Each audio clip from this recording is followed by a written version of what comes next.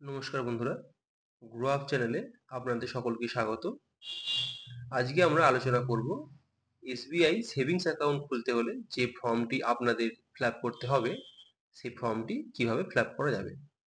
তো আসুন সময় নষ্ট না করে দেখে নেওয়া যাক। প্রথমেই দেখব আমরা একটি ডেট চাইছে। আপনারা যে ডেটে এই ফর্মটি ফিল আপ করছেন সেই ডেটটি এখানে বসিয়ে দেবেন।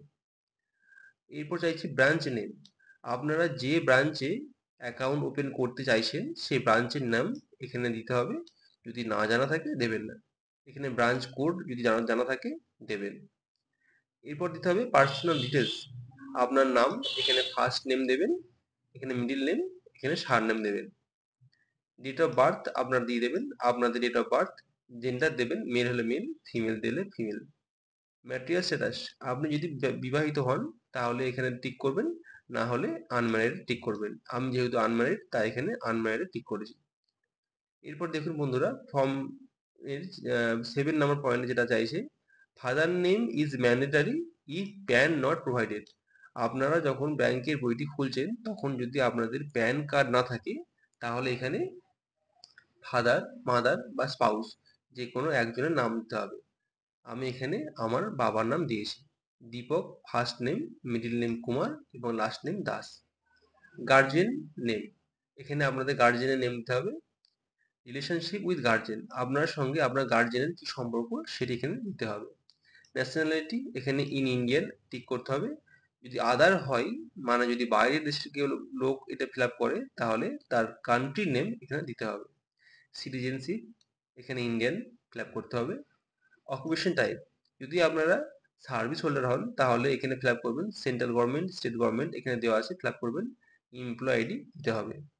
আমার এখানে বিজনেসের ক্ষেত্রে ফিল আপ করেছি সেলফ এমপ্লয়েড, আমি ফিল আপ করেছি।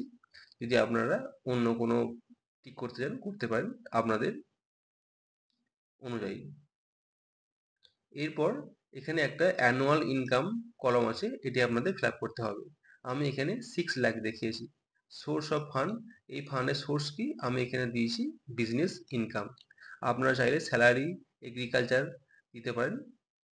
রিলিজিয়ন, আমি এখানে হিন্দু দিয়েছি, আপনার যার যেটা আছে সেটা দেবেন। এখানকার মধ্যে না হলে আপনারা এখানে লিখেও দিতে পারেন। ক্যাটাগরি আমি জেনারেল করেছি, এছাড়াও ওবিসি, এসসি, এসটি অপশন দেওয়া আছে।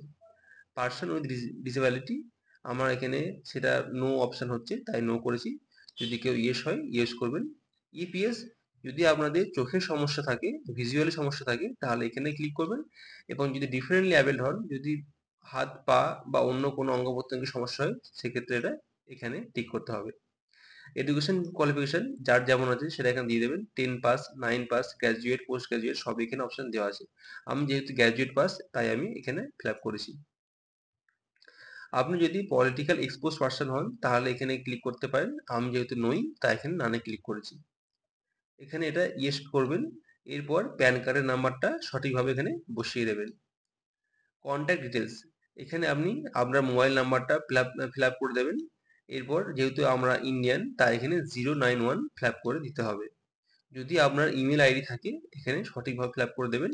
এটি ম্যান্ডেটরি নয়, না থাকলে নাও দিতে পারেন। এরপর প্রুফ অফ আইডেন্টিটি প্রুফের জন্য আপনি যে কোনো ডকুমেন্টস আপনি দিতে পারেন এখানে। আমি এখানে ভোটার কার্ড দিয়েছি, এছাড়াও পাসপোর্ট দেওয়া যেতে পারে, ড্রাইভিং লাইসেন্স দেওয়া যেতে পারে এবং আধার কার্ডও দেওয়া যেতে পারে।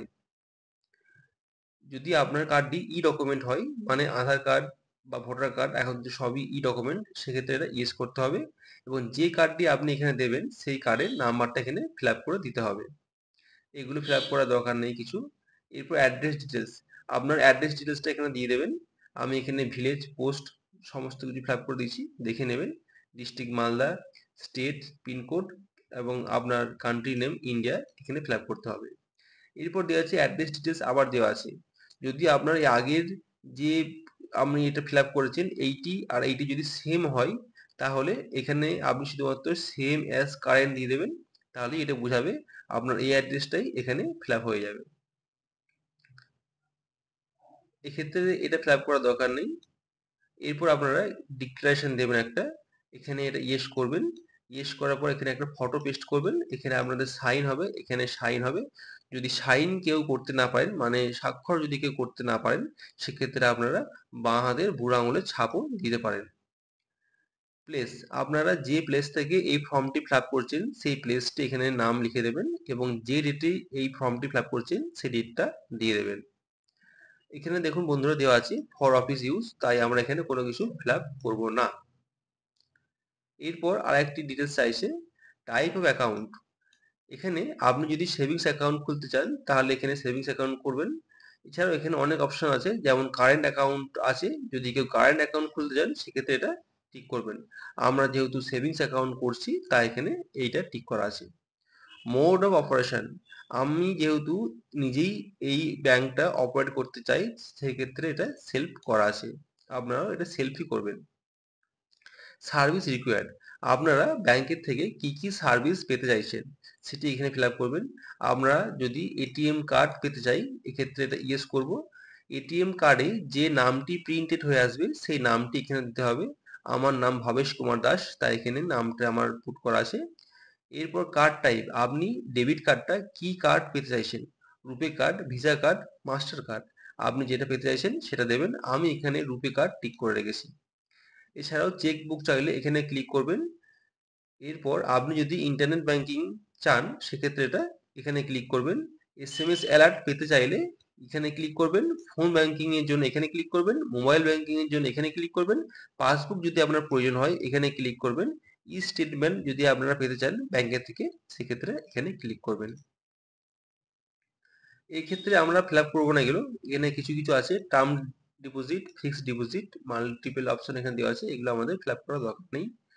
রেকারিং এর অপশন আছে, এখানে আমাদের এগুলো ফিল আপ করার দরকার নেই।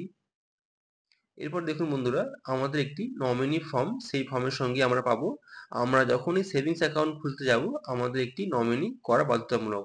সেক্ষেত্রে এখানে নমিনি ডিটেলস ফিল আপ করতে হবে। এখানে ক্লিক করার পর আপনারা নমিনির অ্যাকাউন্ট নাম্বার এখানে পুট করে দেবেন, নমিনির নাম এখানে পুট করবেন, নমিনি ফুল অ্যাড্রেস এখানে ফিল আপ করতে হবে, ভিলেজ, পোস্ট, ডিস্ট্রিক্ট, পিনকোড সব এখানে ফিল আপ করে দেবেন পরস্পর। নমিনি যদি মোবাইল নাম্বার থাকে নমিনির মোবাইল নাম্বার এখানে ফিল আপ করে দেবেন।